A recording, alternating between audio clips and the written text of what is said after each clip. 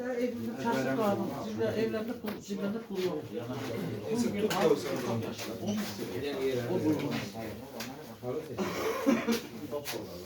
O bir söz verdiğinde.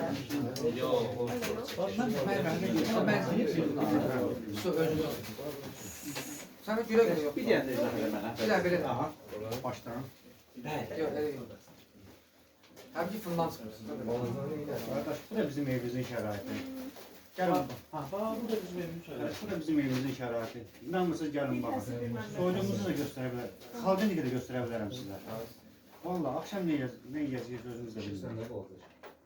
Özüm səhli adam idim. İkintidə işləyirdim. İkintinin sahibi də şərəfsiz çıxdı. Atdı getdi bizə. İndi qalmışam kişisiz. Kasıb adam var. Ha. Ben de işlemiyorum da. Körpü uşaqlara bax. Ben de işlemiyorum da. Körpü uşaqlara bax. Uşaq. Biri ona var, ona var.